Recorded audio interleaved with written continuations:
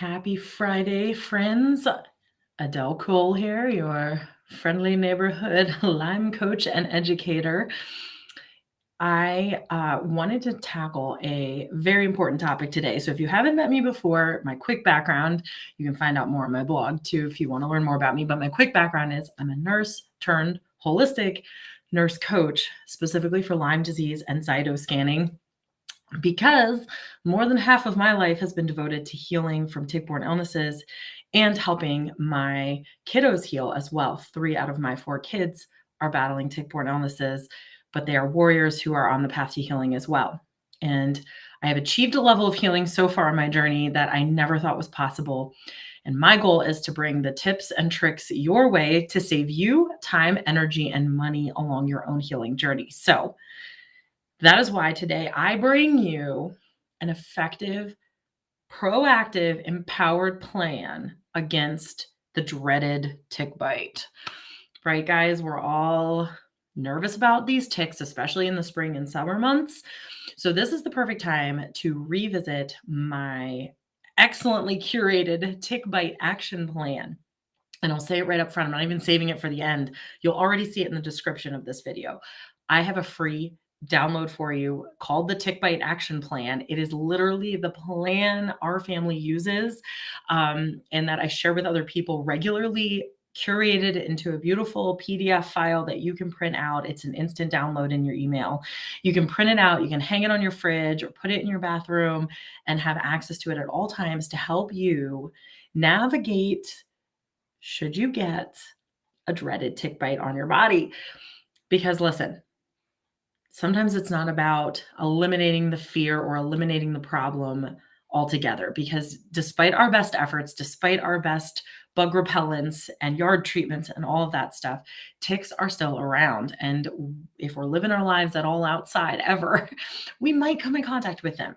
And knowing what to do just in case that happens is the best way to stay proactive on top of things, so you're not scrambling and panicking every time you see a tick. So here are my best recommendations, and then you can go at the end of this short little video, grab the action plan, which has it all laid out in writing, so you don't even have to take notes here or remember everything. I'm basically going over 3 key components to dealing with a tick bite, okay? All right. First and foremost, get the tick off. Get it off as properly as possible. I go over this in the action plan as well for you, so you can refresh your memory on how to remove a tick successfully. But it's getting easier and easier nowadays because of the invention of things like tick keys and stuff like that. But good old tweezers, a good pair of tweezers will do you well. You don't need any other fancy equipment. You don't need special oils or rubbing alcohol or whatever, unless you want to clean the site of a bite afterwards. That's great. And I recommend that. Just why not? To help eliminate the chance of infection, especially on the skin. But you got to get that tick off from the head out. And there are successful ways to do that. And I talk about that in the action plan and on my blog as well. So you can study up on how to do that ahead of time so you feel confident removing a tick. And also, we don't want to agitate the tick any further than necessary to get it off so that it doesn't regurgitate any extra saliva or stomach contents into your bloodstream before you remove it. The goal is to eliminate exposure to any possible pathogens a tick could be carrying. And they carry those pathogens in their guts and in their saliva. I know, gross, but we need to understand our enemy, guys. So once you've removed a tick, though, even if it's in pieces, even if it seems destroyed from the removal process, I still recommend saving it and putting it in a Ziploc baggie and labeling it with the date and the time and the location that it was on your body, and also that you found it in, like the town and the city and the state where you found it. There are a lot of great benefits, I think, to testing a tick after removal, particularly if you were actually bitten by it and it wasn't just crawling on your skin and hadn't latched. But if it had latched at all, even if minimally, I recommend sending that tick in for further testing. Ticknology is a website that you can use throughout the United States for testing a tick.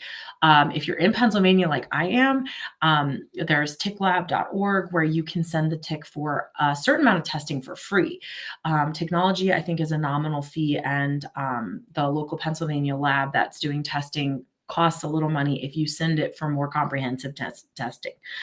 But that can be beneficial to know what the tick was carrying, so you know what you might have been exposed to help you watch for specific symptoms, to help you maybe tailor any treatment potentially for those specific pathogens you might have been exposed to. It can just be helpful data, and it's more accurate data than testing yourself actually can be. So value in testing a tick, bottom line, I find. So getting the tick off and tested is my first recommendation for a solid action plan. My second recommendation is proper evaluation and care of whoever was bit, the person that was bitten. Here's why I think that's actually valuable. Can you manage on your own without a Lyme specialist? Perhaps. I'm not saying it's impossible. I think there are a lot of paths to healing or staying well in light of tick bites. However, I do recommend professional care, if at all possible, from a Lyme literate provider, a Lyme trained provider, because there's more to an evaluation than just, oh, did I get Lyme disease? There's an evaluation of potential co-infections. And there's proper care to different types of co-infections and to even Lyme itself. And typically traditional providers are not trained in Lyme or tick-borne illnesses in general. If they're trained at all, it's typically a very brief lecture series or a really small lesson one time. It's not usually any kind of professional specialist training. Just like your orthopedic specialist or your cancer specialist or your GI specialist in a medical field would be specifically trained in those specialties. So should a Lyme specialist be trained in that specialty. And those that are and are reputable will know how to navigate potential exposure, potential infection, and treatment if necessary.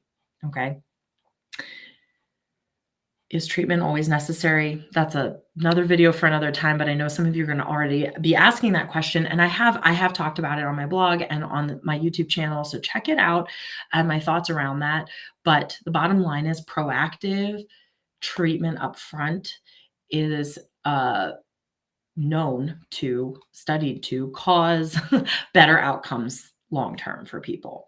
The problem with infections such as Lyme being one of them, tick-borne illness infections, is that you don't always know you have them right away, and delay in treatment can cause them to become chronic faster and take on more insidious natures in our bodies. But there are some options to determining if treatment is warranted or not, and a Lyme specialist is good at helping you weigh those options.